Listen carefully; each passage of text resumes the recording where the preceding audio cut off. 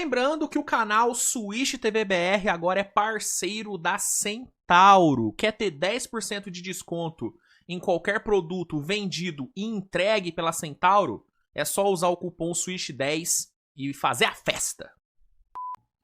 Aí a gente teve o Toronto Raptors vencendo fácil o Atlanta Hawks, né? O Hawks que ontem, né, teve toda a questão ali da notícia do Trae Young, né? Notícia do Shams Charania, segundo o Shams, Trae Young será realmente trocado, né? Ele falou ontem que o Trae Young, juntamente com seus agentes, estão trabalhando com o Hawks para conseguir uma troca por ele.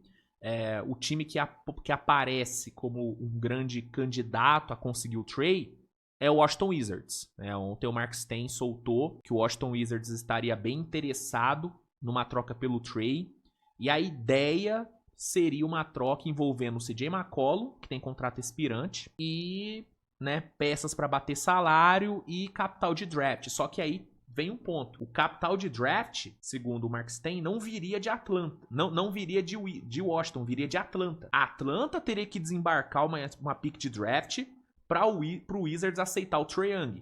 O que diz muito sobre o valor de mercado do Trae, né? Porque se o Hawks vai ter que pagar uma pick pro Wizards pegar o Trae, é sinal de que o valor do Trae tá bem baixo, né? Tá bem baixo. E vou te falar, não me surpreende muito, viu? Não me surpreende, porque a questão do Trae Young é que na NBA atual, velho, jogadores que são alvos na defesa, jogadores que são peneiras na defesa, cara, eles têm menos valor. A menos que você seja um Jokic da vida, a menos que você seja um Luka da vida, que é um sistema ofensivo inteiro, mano, se você não entregar o mínimo na defesa, se você conseguir pelo menos não ser um alvo, cara, o seu valor vai ser menor. Não é à toa que jogadores como o Trae, jogadores como o Lamelo, jogadores como o próprio Ja Morant estão desvalorizados e estão sendo alvos de vários rumores de troca. Por quê? Porque são jogadores que as franquias já entenderam que não vão levar time nenhum ao título. Não vão levar, entendeu? E aqui eu vou usar o exemplo do Luka. O Luka, mesmo sendo um gênio no ataque, ele não conseguiu levar Dallas pro título. O Celtics, por ter um time mais equilibrado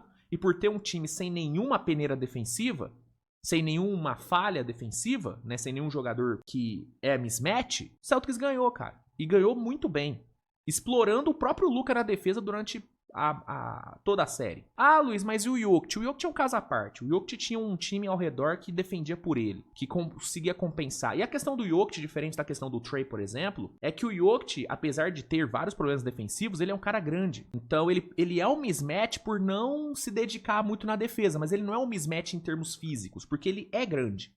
Uma hora ou outra, ele vai conseguir uma boa jogada defensiva. O Trae, pelo tamanho dele, ele não consegue nenhuma boa jogada defensiva, entendeu? Qualquer um se cria pra cima do Trae. Qualquer um. Então, jogadores do perfil do Trae Young, do perfil do Lamelo, do perfil do Ja Morant, vão cada vez mais ser menos valorizados. Vão cada vez mais ser menos vistos como primeiras opções de time, entendeu? Então, ver o Trae tendo esse valor de mercado relativamente baixo, porque, mano, é aquilo.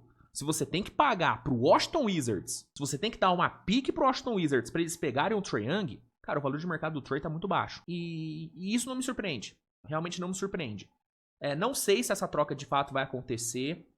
Acho que outros times devem entrar na disputa. Eu duvido muito que Minnesota não entre nessa disputa, porque faz total sentido o Trae Young em Minnesota, né? Mas hoje, né, com as informações que temos, o Wizards seria o principal candidato. E pensando pelo lado do Hawks, claro que seria, né, meio merda, né, você trocar o Trae Young junto com uma pick e pegar o McCollum como grande prêmio. Óbvio que seria horrível em termos de peça por peça. Mas pensando no longo prazo, não seria uma troca de todo ruim, porque com o McCollum no time e tendo já o Porzingis, cara, o Hawks vai abrir um espaço gigante no cap pro ano que vem. Porque tanto o McCollum como o Porzingis são inspirantes. E se não me engano, o Luke Kornet também é. Então, pensando na temporada que vem, cara, o Hawks poderia abrir um espaço gigante no cap, o que daria uma puta flexibilidade pro time montar um elenco ao redor do Jalen Johnson, que a partir de agora é oficialmente o franchise player do time, né? Talvez consiga pegar algum capital de draft do Washington Wizards. Talvez consiga, né? Então, assim, pro Hawks, Óbvio que não seria a troca ideal, não seria a troca que deixaria o torcedor satisfeito, mas não seria uma troca de toda ruim. Pro Trae Young eu acho que seria muito ruim, né? Você ir pro Wizards que tá no começo ainda de rebuild, né? Uma franquia que tá no mercado minúsculo, que ninguém liga. Não sei o quão bom seria pro Trae Young.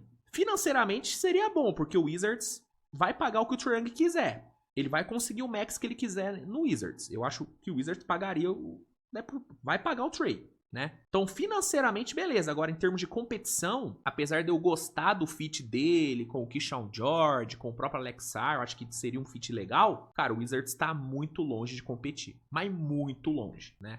Então, quem sairia perdendo nessa brincadeira seria o Trae Young. Porque o Wizards pegaria ali um jogador que melhoraria o time e poderia ajudar na lapidação de da molecada, né? De um Bobby Carrollton da vida e tal. Então, beleza, ganharia ali um bom ativo. Até pensando em trocas futuras. O Hawks ganharia uma flexibilidade financeira muito boa para a temporada que vem, com o contrato expirante do McCollum. Quem sairia perdendo seria o Trae, né? Enfim, a ver o que vai acontecer. Fato é que o Trae vai ser trocado. O tempo de Trae Young em Atlanta está aí, né? Com os dias contados. O Charana falou hoje, inclusive, que o Trae Young tá a dias de ser trocado. Então a troca deve acontecer mais rápido do que você imagina. Enfim, sobre Toronto, né? Uma vitória tranquila de Toronto. Toronto passou o carro, 118-100. Toronto que nessa temporada tem dominado os jogos contra a Atlanta. São 4 vitórias em 4 jogos, com um diferencial de 67 pontos positivos. Então, todos os jogos que o Raptors jogou contra a Atlanta, o Raptors não só venceu, mas como atropelou, né? O Raptors que nos últimos 7 jogos tem 5 vitórias, são 22 vitórias na temporada, né? Se mantendo bem ali no top 4 da conferência. Um destaque interessante no jogo de ontem foi o novato Colin Moran-Boyles, né? Belo jogo dele, 17 pontos, 7 rebotes, 7 assistências sem nenhum turnover, 3 roubos de bola, 2 tocos, 8 de 10 nos arremessos. Ele sendo utilizado ali como pivô, né, na ausência do Jakob Poeltl, fazendo ali, né, um pivô improvisado e indo muito bem. A temporada dele é bem boa, tá? A temporada do Colin Moran-Boyles é muito boa. É que a gente acaba falando muito sobre Conk Nippel, sobre Cooper Flagg, sobre Ed Combe, sobre Dylan Harper, né, que são os novatos que mais têm se destacado. O próprio Derrick Queen. Mas o Colin Moran-Boyles tem feito uma temporada muito decente. Inclusive, merecia ser mais elogiado o menino Colin Moran-Boyles. Enfim, sobre Raptors e Hawks é isso, e sobre Trae Young é isso também.